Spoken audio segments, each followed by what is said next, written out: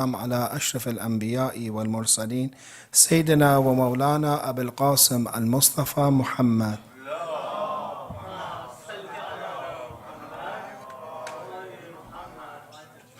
وعلى أهل بيت الطيبين الطاهرين ولعنة الله على أعدائهم إلى قيام يوم الدين.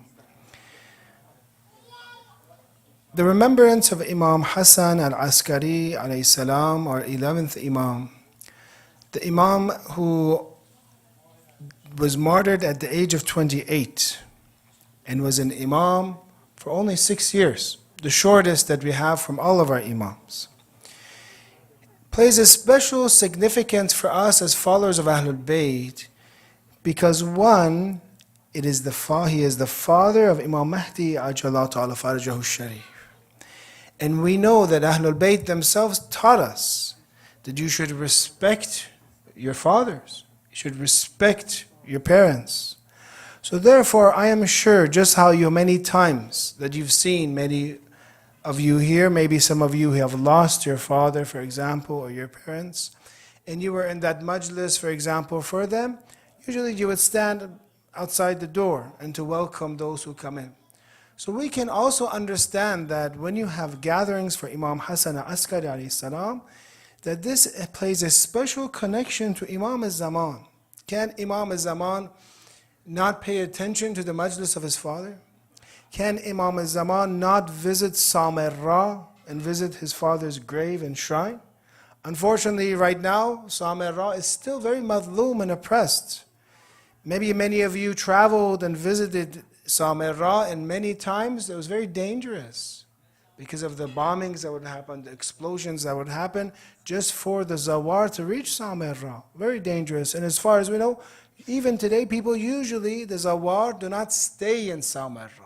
They just go and during the daytime, the shrine offers lunch there, and then they go back. But people do not stay. It becomes, when it becomes ghurub and the sunset, becomes like a ghost town. It is a military city right now.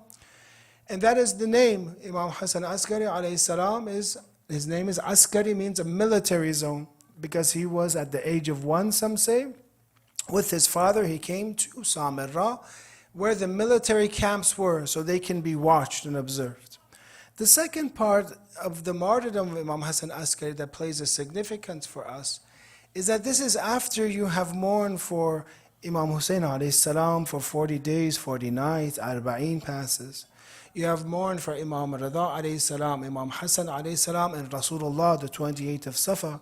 So now, after this, many of those who have completely done azadari and done mourning of the Prophet and his family, it becomes a time of Mawlid, becomes afterwards a time of happiness.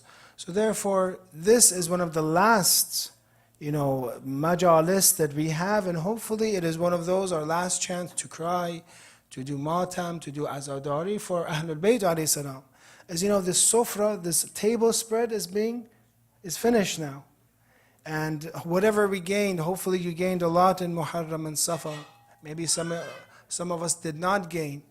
But this is the time, the conclusion with this comes with the martyrdom of Imam Hassan Askari, which hopefully will connect us to Imam Mahdi. Because the entire purpose of these majalis that we said time and time again is for us to reflect about our Imam and to be prepared to give our lives, our money for Imam al-Zaman, is to train us. That is why we hid ourselves for Imam Hussein and cry for Imam Hussein alayhi salam. So at the end we can become Husseini, we can learn from the companions of Imam Hussein, and they wish that they were with Imam Hussein alayhi salam on the day of Karbala. We also wish that we can be the servants, the soldiers, the companions of the Imam of the age, and this, as you maybe pay attention or not, is miraculously happening. That through the majalis, through the nur and knowledge and the hadith and the Quran, and that connection you have with Ahlul Bayt, it produces soldiers of Imam al-Zaman. And that's why it's so important for us to remember these and to participate in these majalis. So the majalis of Imam Hassan Askari alayhi salam is very special for us. But when you look at his life, you see it is a life of dhulm and oppression. From the beginning, when he went to Samarra, he was placed in a prison. And they come, and the Caliph, the Khalifa, the rulers of the time ask, says, were you harsh to Hassan, for example, Ibn Ali? Were you harsh to him? And he says, for example, the ruler of the prison says, I placed two of my most evil men to watch Imam Hassan al-Askari. This is the oppression and mazlumiyat of our Imam. Two of my most worst people. And they came out worshipping Allah, and they were guided, and they began to fast and worship.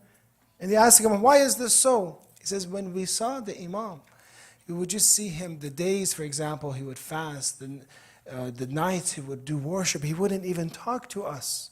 He would, in the way that he would do ibadah, it's different than our ibadah. Imagine right now in those dungeons, in those prisons of Samarra, how the Imam was worshipping Allah, and they would see this, and they were affected. They say, we were shaking. We were influenced by the worship. So sometimes Imam Hassan al-Askari alayhi salam would convert people and influence them just by his worship. And I think that, unfortunately, we as orphans, in the hadith they call us the orphans of Ali Muhammad, because our father, our Imam, is living with us, but we cannot see him.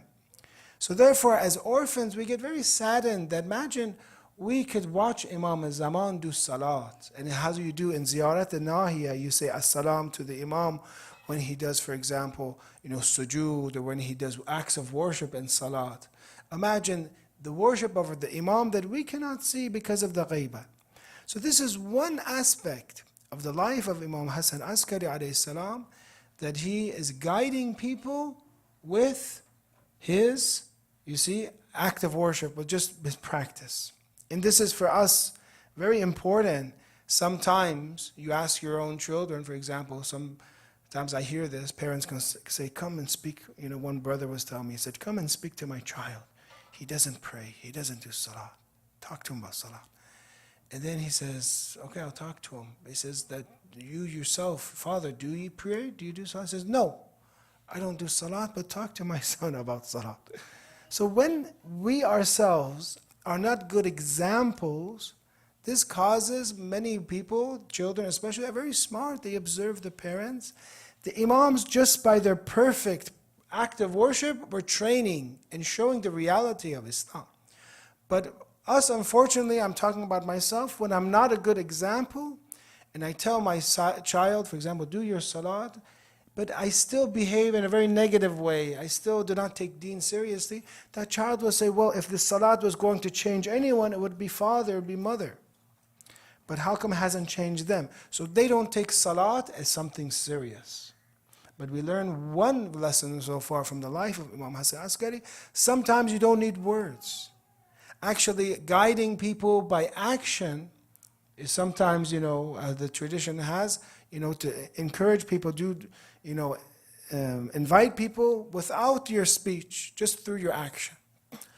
Another part of the life of the Imam, when we look at it, we see that the Imam lived a life that he was not allowed to be present with the people. One person, it says, one instance is that they came and they went to Samarra. They wanted to go and meet the Imam. Imam immediately wrote a letter not to visit us, not to even point to us. Not to even point to us, because they would be in danger. So I am going to ask you this question: how would the Imam address people's questions? How was he going to guide people when people were not even safe to visit him? One of the differences between this Imam and the time, say, for example, some of our fuqaha and greats have given adwar, doras, different cycles of the life of the Imams. If you want to talk about these 250 years, there were different cycles. One cycle was the cycle of Imam Baqir and Imam Sadiq alayhi salam, that was transmitting hadith and teaching. But this cycle of Imam Hadi and Imam Hassan al-Askari alayhi salam was a time where people could not meet them. People could not talk to them. How can they prove that they're Imam?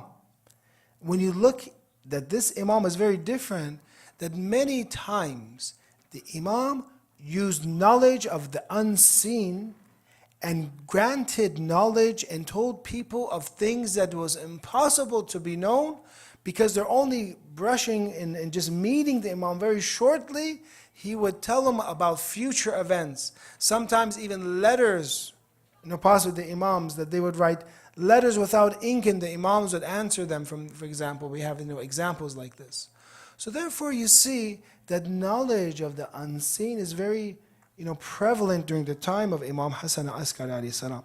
Some of our scholars have given and counted how many occurrences, miraculous, and the title of tonight's speech is The Miraculous Life of Imam Hassan al-Askari. How many examples do we have where Imam tells information that nobody else knows?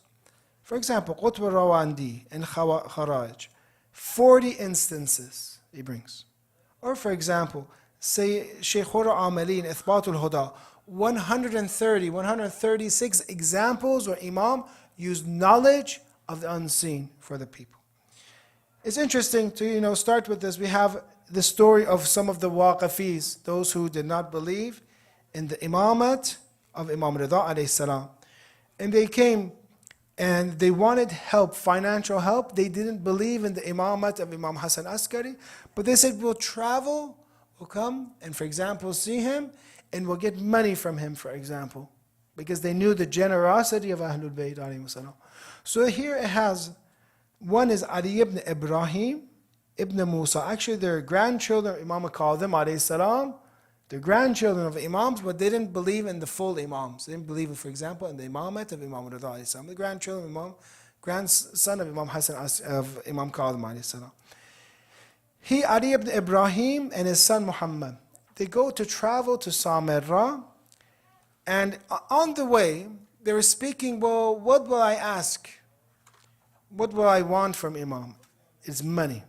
How much money does he want? They even discuss it. One of them says, for example, I wish he would give me 500 gold coins. I would use 200 of it for my expenses. I would use 200 of it to pay off my loans. And 100 I would invest. Nobody talking about what the Imam would give. His son says, I want 300. Father has probably more mouths to feed. The son isn't married. He says, I want 300. I want 300, for example, for expenses, 100 for the loan, and 100 for investment. The Imam welcomed them warmly. There were cases, on and off, that sometimes people would meet the Imam. Yes, on and off. Again, these were waqifs. And he mentions to them, for example, you don't come to visit me. When they come to leave, the Imam, the servant, gives the first one in the tradition, the first one, which was, Ali ibn Ibrahim. He gives them 500. And he says, for example, 200 for your expenses, 200 for your loans, and 100 for investment. Exactly like that, the servant gives them that money. The next one, he gives them 300, exactly what they wanted, they're talking about. 100, for example, to pay off the loan, 100 for expenses. Then he even, this 100 for investment, he says, go to this city and invest there and get married there, for example.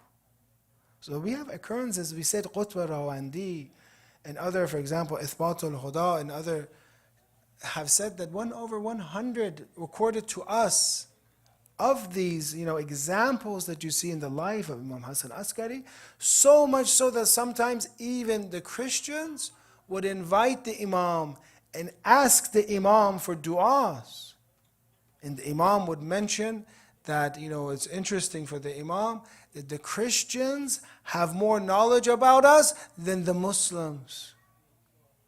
This isn't referring to the Shia Muslim. That the Christians, respect us more. They ask us to come and make dua, for example, because they knew our duas were heard, but the others, the Ummah, were not asking us to make dua. So this is one instance, but I want to give some points from this story. One is this. We truly have to know, and it shouldn't ever surprise us, that the Imams have this knowledge. As in Ziyarat Jama, we have As-salamu ala mahal li ma'rifatillah. Peace be upon the places, for example, of the recognition of Allah. Ra'yakum ilm wa hilm wa hazm. Your views are knowledge, temperance, and forethought. that Imams have this great knowledge. And this is just one of the aspects. And you shouldn't, for example, unfortunately, there are some, when it comes to Imams, they always try to, God forbid, bring the status and maqam and shan of Imams low. And they say, how can it be that a person can have knowledge of the unseen? Is this even possible? That somebody knows something? Allah only has knowledge of unseen. Why are you saying Imams can have knowledge of unseen? Why do you say Imams know everything, for example, that humans can know? Or the Prophet knows everything? When you look throughout the Holy Quran, you see one, from the story that it shouldn't surprise us. Can anyone give me in your minds an example that of people in the Holy Quran that had knowledge of things that normal people didn't have? One is Isa alayhi salam, Jesus alayhi salam, in the Quran. This says, I will inform you, for example, of what is in your homes. I'll inform you. Or the fact that he's speaking as a child, that's another miracle of Prophet Isa alayhi salam. The story of Prophet Musa alayhi salam and Khizr, for example, and they meet each other, and he does, three things, sinks the ship, for example, kills the boy and protects the wall. All of it was for things in the future in the Quran. Khidr and Musa alayhi salam. So why do you say that a Muslim, for example, a man cannot have knowledge of the unseen? Isa alayhi salam has it. Khidr in the story of Prophet Musa alayhi salam has it. Even some of the mothers of prophets, for example. You see, for example, Sarah, when giving information that she will have a child at an old age and her husband is at an old age. Or for example, Maryam, Sayyidah Maryam, and you see the story of her being informed of having Isa alayhi salam. Or you have the mother of Musa alayhi salam, which is not a prophet even, giving informed that when you place Musa and cast him in the river, that he will be brought back to you. So you have these examples throughout, that Allah has knowledge of unseen throughout Quran. But then many of these verses will then say, except, they'll give an exception, that Allah has knowledge of the unseen, ilmul ghaib, for example, but there will be individuals with the permission of God who can also have this knowledge. But the difference is this, is that when you say, La ya'lamul ghaib illa hu, for example, the ghaib in the unseen is only known by Allah, means that Allah has independent knowledge. Allah does not need to seek anyone and ask them for knowledge. Allah, His knowledge is His essence. Therefore, the prophets, the imams, they have to have somebody, for example, present that knowledge. That knowledge is gained. For Allah is not gained. There's one difference. And you see that Allah's knowledge is independent too, while a person's knowledge is dependent. Allah's knowledge is full, while humans' knowledge compared to Allah is still partial and is not complete. How is this so? How is even the prophets, even the imams' knowledge is incomplete compared to Allah? Because Allah has knowledge of His dhat, His essence, which is impossible for humans to know how Allah knows, right? So compared to God, still human knowledge is lower. So therefore there are differences, and we say those verses, it says nobody knows the knowledge of the unseen except for Him, means fully, independently, without any medium. Allah is, and happening all the time, Allah has knowledge. But the prophets, imams have to seek this knowledge. It's dependent knowledge. It is not complete how Allah's knowledge is, but it is still there. And should never surprise us when we say imams have knowledge of the unseen, because that is one category that we say that is different from an imam and a normal human being, is that they have knowledge of things that others don't. They have knowledge of Holy Quran. They have knowledge of al-Aqaid. They have knowledge of tafsir. They have knowledge of ahkam. They have to have this knowledge, or else they cannot be an imam, and they cannot preserve Islam. They're chosen by Allah. They're infallible. And the third quality of the imam is he has knowledge. His knowledge has to be complete. If you look at the life of Imam Ali alayhi salam, his knowledge was so complete compared to others. For example, the tradition says when Asif ibn Barkhiyah brings the throne of Bilqis, in Tarfatul Ain with a blink of an eye, They bring, and she comes and sees, for example, when she sees Prophet Solomon, oh, that's my throne, for example. What type of knowledge? Before a blink of an eye, to bring the throne from another region to another region. The tradition says, the knowledge that Asif ibn Barqiyah has to do this, compared to the knowledge of Ali ibn Abi Talib, is like the moisture on a fly or a mosquito. How much moisture is that? Not even a drop. Compared to the ocean. Please recite Salat ala Muhammad wa Ali Muhammad.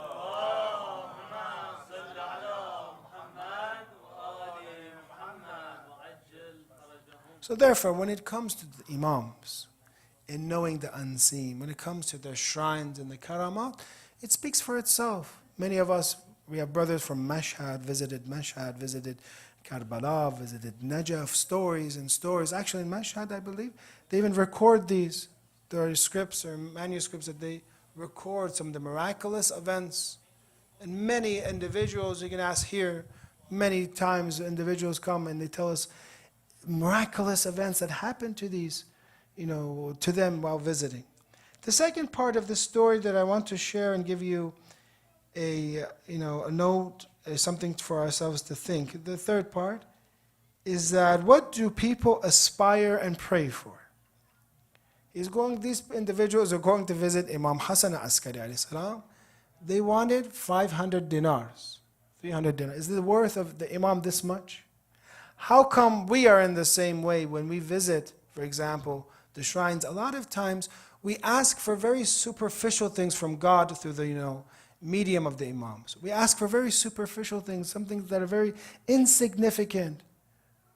Many times people go to these holy places and they realize a lot of these monetary or dunyawi problems they have are actually irrelevant or insignificant. And finally a person realizes that what should I really be asking for? What should I be wanting from the Imam?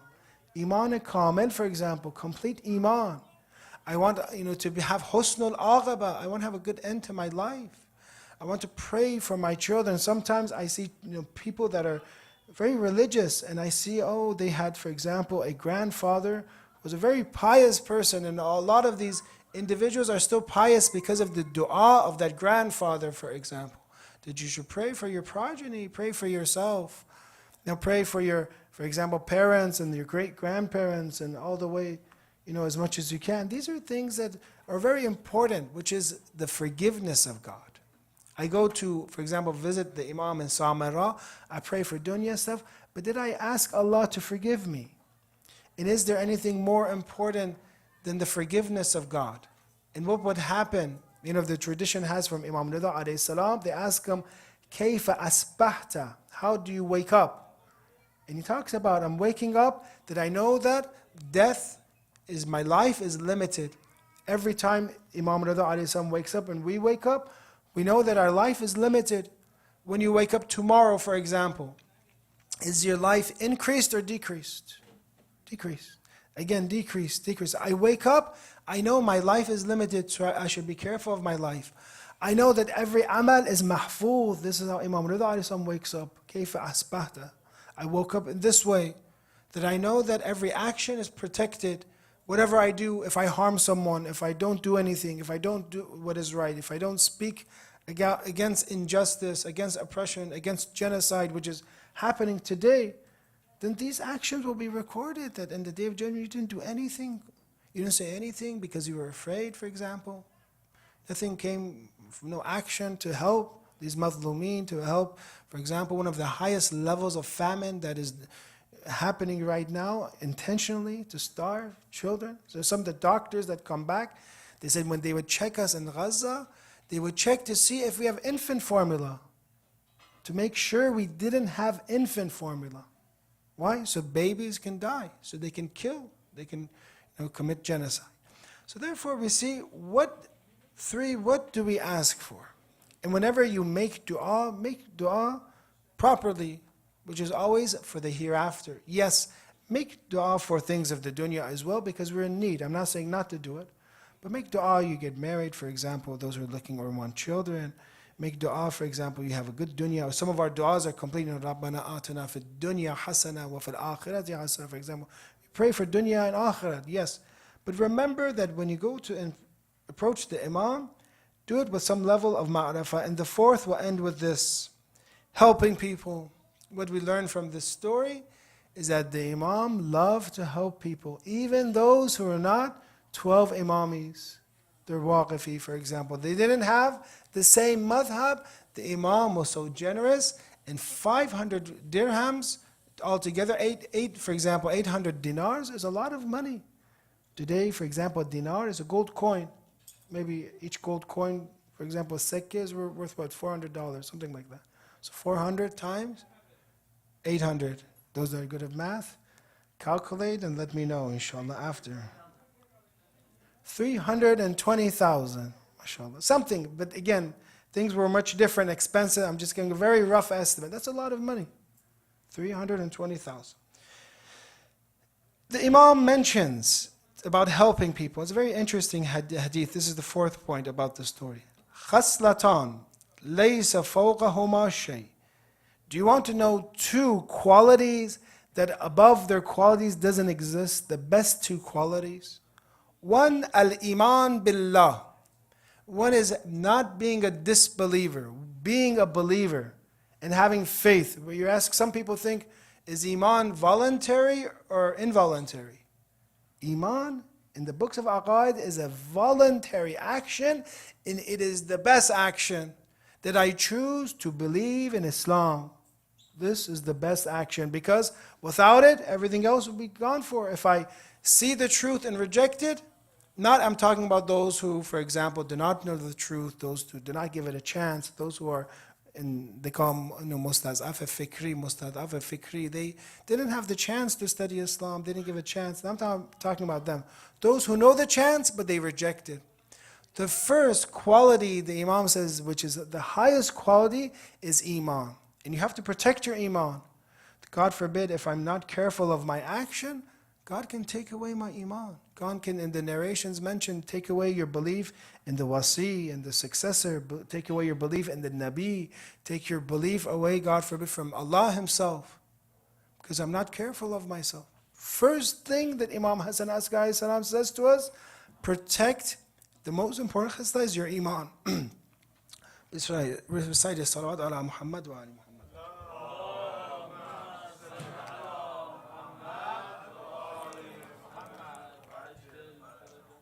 The second is, and it's interesting when you look at two things compared, Iman. Now the Imam says Iman. What do you think the second thing most important would be? It says Naf'ul Ikhwan. Naf'ul Ikhwan, helping your brothers. These are the khaslas that there's nothing higher than these two. Iman and helping your brothers. This is, if you want to know Islam, this is the summary of Islam.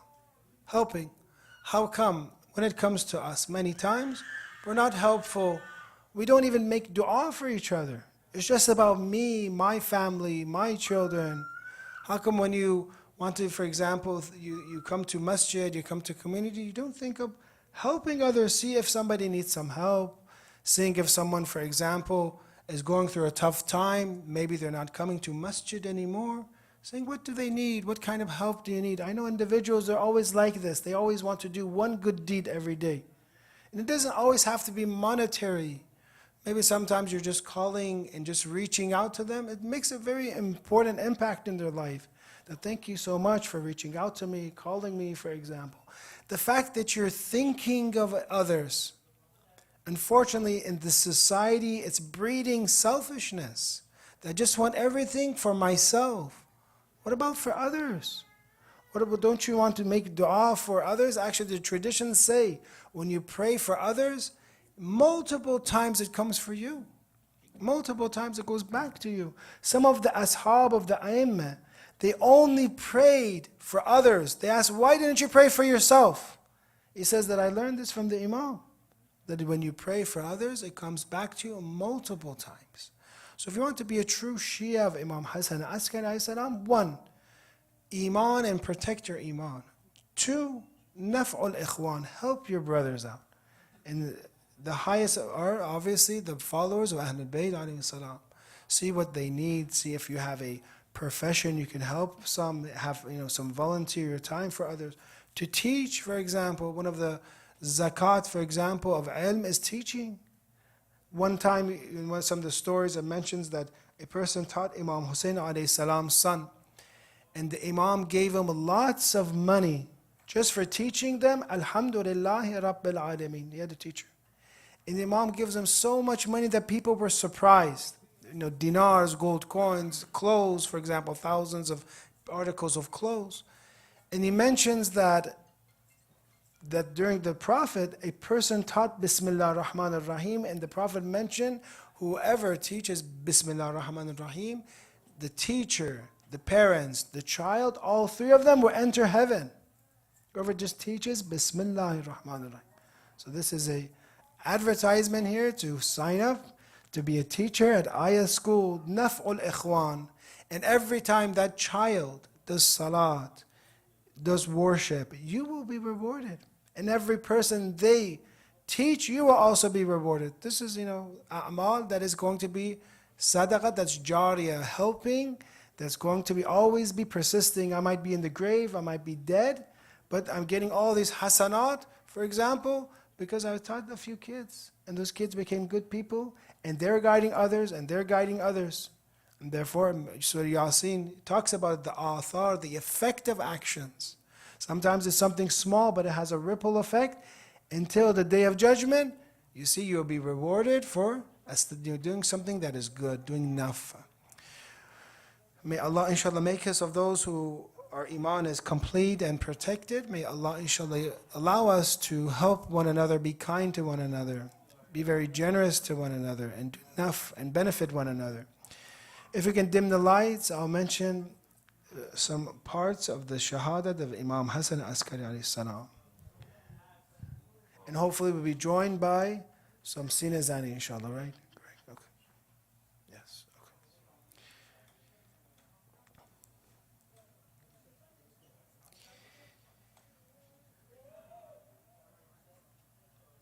Bismillah ar-Rahman ar-Rahim. We take ourselves to Sam al-Ram, the young Imam, 28 years of age. He became an Imam at the age of 22. Some say at the age of 1 he was raised in Sam al-Ra, in the military zone. Because they wanted to, as Imam Sadiq alayhi salam said, they wanted to kill the Imams, paraphrasing, in order to not allow Imam Mahdi to be born. But Allah had other plans. قال إسماعيل ibn Ali.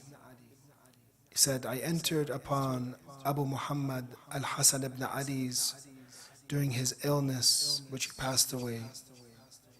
This is, from the poison that they gave. When I was with him, he said to his servant Aqid, who served for many years, has raised Imam Hassan al-Askari. He said to him, Imam Aqid, boil some water for me with a medicinal herb called mustaki. Boil some of this water for me. So Aqid boiled this water. And the mother of the Imam of the age, in this narration it says Saqil. She had different titles. Hazrat Najis, Khatum, Malika, different titles. Here it says Saqil. The mother of the successor entered, and with a cup in his hand, he tried to drink this medicinal herb. This is the situation of the Imam. This is the details of how Imam Hassan al-Askari alayhi salam passed away.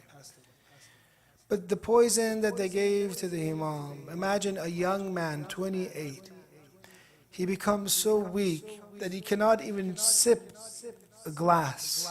And it says that his hand had begun to tremble so much that the cup hit his teeth. This is the maqta. The cup hits the teeth of Imam Hassan al-Askari alayhi salam.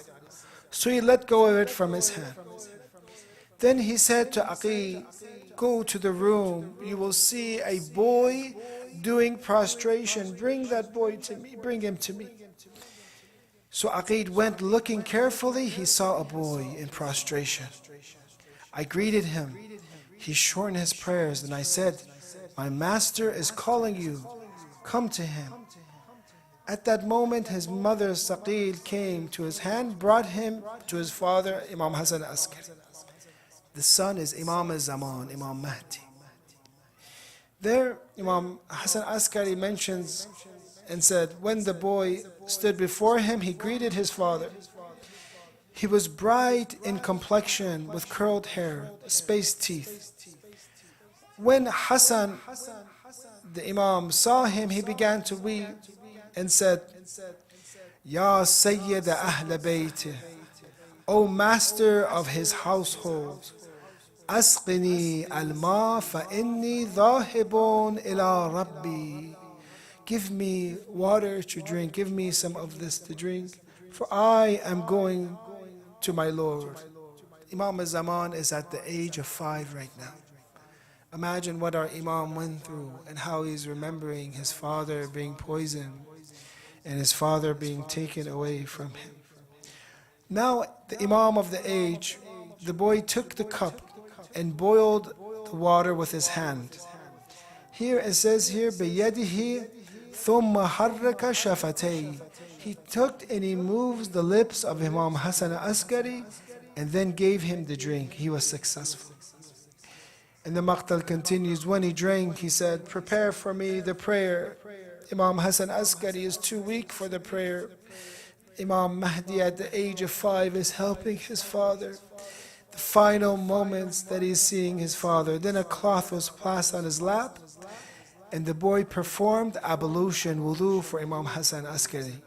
It says here, wahidan wahida wa masaha ala ra'si wa qadamay. He took his holy hand, Imam al-Zaman, and took the hand of Imam Hassan al-Askari. He took and he performed the wudu for his father. He performed the wudu for his father because his father is dhahibun ila Rabbi, is leaving for his father. But brothers and sisters, Karbala was the opposite. Here son comes to father who is passing away, but in Karbala, Imam Hussein goes to his son Ali Akbar. He comes to his son after Imam Ali Akbar was cut, as the maqtal says, Irba has been cut into pieces.